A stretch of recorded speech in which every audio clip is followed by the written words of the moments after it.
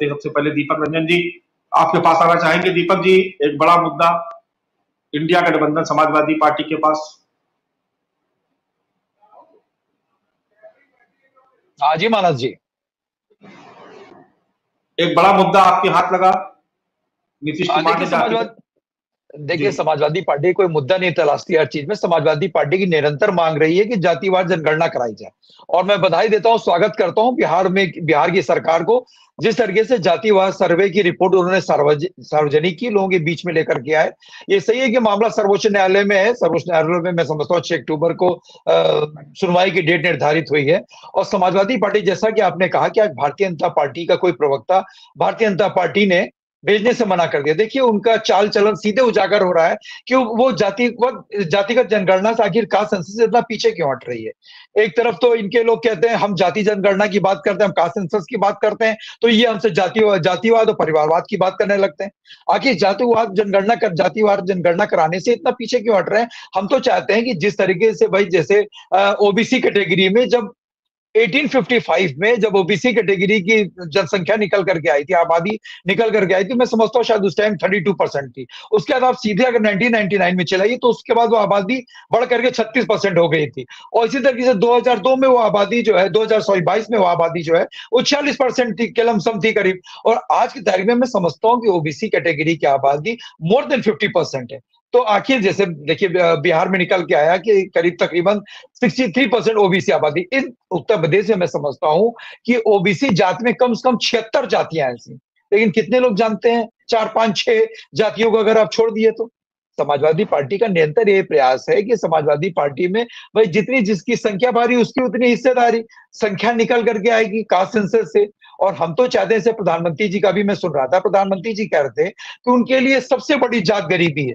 कितनी गरीबी उन्होंने 9.5 साल में दूर कर दी। 6.5 साल से उत्तर प्रदेश में सरकार है भारतीय जनता पार्टी की, कितनी गरीबी इन्होंने दूर करने का काम किया। भाई ईडी, सीबीआई और इनकम टैक्स के द्वारा छापा मारने का काम करते हैं ये। ठीक है, अगर आपके सीबीआई के छापे में या इनकम टैक्स के छापे में या ईडी के छापे में अगर आपको कुछ मिलता है तो आप निश्चित रूप से कार्रवाई करिए। अरे मैं तो चाहता हूं कि आदरणीय मोदी जी, कुछ छापे आप गरीबों के यहाँ भी डलवाइए, और उन गरीबों के जाकर के किचन में जाकर के छापे डालिए और देखिए कि उसका खाने का राशन है कि नहीं है, उसकी बूढ़ी माँ के पास दवाई है कि नहीं है, उसके दवाई का इंतजाम है कि नहीं है। अगर आप तब वो छापा अगर आप मारते हैं तो पूरा विपक्ष आपके साथ खड़ा आपको दिखेगा, तब गरीबी दूर होगी। आपके भाषणबाजी से, आपके जुमलेबाजी से गरीबी दूर होने वाली नहीं है। ये अंत्योदय की बात करते हैं कि जो आखिरी पंक्ति में खड़ा है, हम तो समझते हैं कि पहले दूसरी पंक्ति के आगे भी आगे नहीं बढ़ पाए ये जब जाते हैं लोगों के बीच में मानस जी, और जब इनको वोट लेना होता है तो अपने आप को ओबीसी जाति का कहते हैं। और जब समय आता है तो ये कहते हैं कि हम लोग जात पात की बात नहीं करते।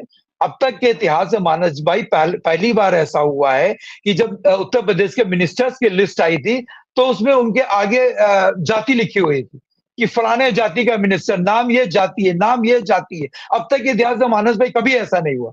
तो भारतीय जनता पार्टी नामालूम के पीछे हटे, जबकि इनके घटक दल अनुप्रिया पटेल जी भी चाहती हैं। देखिए, मैं संजय निषाद जी को सुन रहा था, लेकिन अगर हकीकत यह है कि आप कैमरा उनसे ऑन माइक पूछेंगे तो शायद अपने दिल का दर्द वो ना बयां कर पा रहे हो, लेकिन हकीकत यह कि अगर आप उनसे अकेले बंद कमरे में पूछेंगे तो वो भी ये बात कहेंगे, जातिवार जनगणना, जातिगत जनगणना, कास्ट सेंसस तो अविलंब हो जाना चाहिए। और जिस तरीके से अभी इन्होंने विमेन रिजर्वेशन बिल लेकर के आई है, विमेन रिजर्वेशन आनंद फानन में लेकर गए, 9.5 साल तक आपको रिजर्वेशन की याद नहीं। हम तो ये चाहते हैं ना कि कोटा विद इन कोटा की आप हम मांग करते हैं आपसे। फिर आप क्यों कहते हैं, अभी आप कह रहे हैं जातिगत जनगणना की कोई आवश्यकता नहीं, कोई जरूरत नहीं। फिर आप ये बात क्यों कहते हैं कि विमेन रिजर्वेशन तभी लागू हो पाएगा जब हम कास्ट सेंसस करा लेंगे, जब हम डिलिमिटेशन करा लेंगे। तो ये भारतीय जनता पार्टी का देखिए दोहरा चरित्र जो है वो लोगों के बीच में निकल करके आ चुका है। और मैं यकीन दिलाना चाहता हूं मानस भाई कि 2024 में जब इंडिया परिवार की सरकार बनेगी, सब मिलजुल करके जब इंडिया घटक दल जो सरकार बनाएगा, तो हमारे एजेंडे में कि सबसे पहले हम लोग जातिवार जनगणना कराएंगे, उसके बाद महिला रिजर्वेशन बिल में हम लोग कोटा विद इन कोटा हम लोग लागू कराने का काम करेंगे, और अविलंब जो है ये दोनों चीजें जो है लागू होंगी। क्योंकि इंडिया परिवार किसी को डार्क में भ्रम नहीं रखता। आज पूरा इंडिया परिवार एक सुर में जो चाहता है कि जातिगत जनगणना कराई जाए। लेकिन हम समझते हैं कि जितने भी देश हैं, अभी G20 संपन्न हुआ, बधाई भाई हिंदुस्तान की सरकार को बधाई कि उन्होंने इतना अच्छा G20 उन्होंने कंडक्ट कराया। लेकिन कोई ऐसी कंट्री बता दीजिए जहां पर कास्ट सेंसस ना हुआ। 2021 में ये कास्ट सेंसस कराने से इन्होंने इसलिए एक्सक्यूज दिया कि कोविड चल रहा था।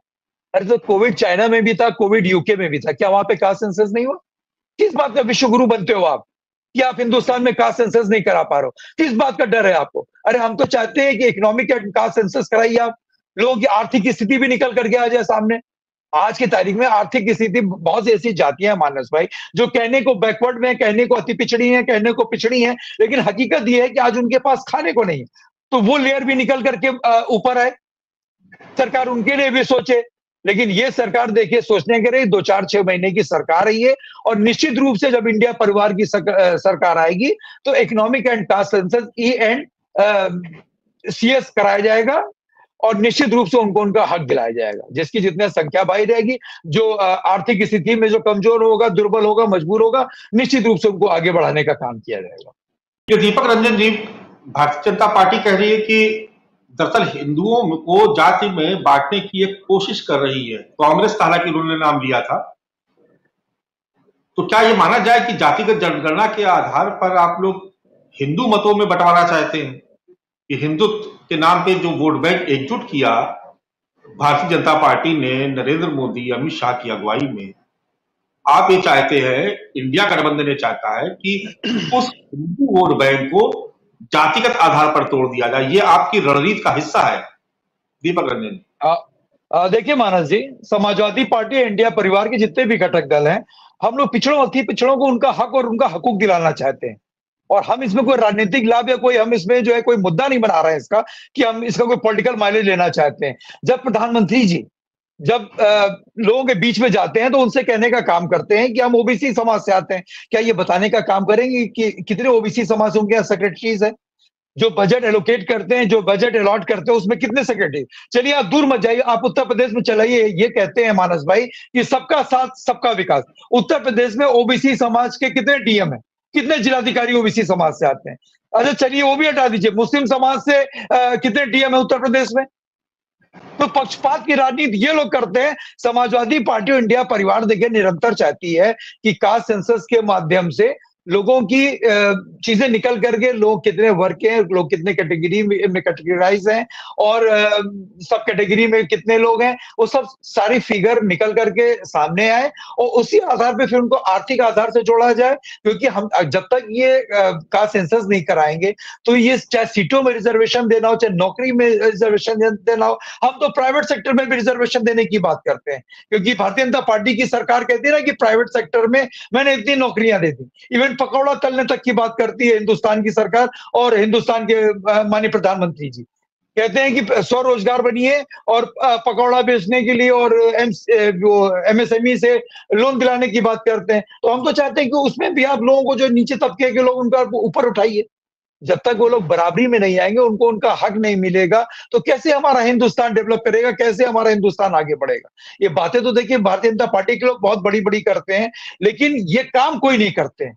और कास्ट सेंसस देखिए ये कराना नहीं चाहते हैं, और इनके बस की बात नहीं है, क्योंकि कास्ट सेंसस ये बार बार ये भागते चले आ रहे हैं और ये हट रहे। क्योंकि देखिए मानस भाई, इनका कास्ट सेंसस ना कराने का, इनका जो हम समझते हैं सबसे बड़ा इनका जो मन है ना कराने का, उनका मोटो ये है कि जब ये जिसके बीच में जाते हैं, अभी देखिए, अभी उत्तर प्रदेश का 2017 में जब मुख्यमंत्री चुना था, 2012 से 17 तक समाजवादी पार्टी की सरकार थी, तो ये जिस समाज के बीच में जाते थे उस समाज के व्यक्ति को आगे कर देते थे, कह देते थे ये होने वाले मुख्यमंत्री उत्तर प्रदेश के।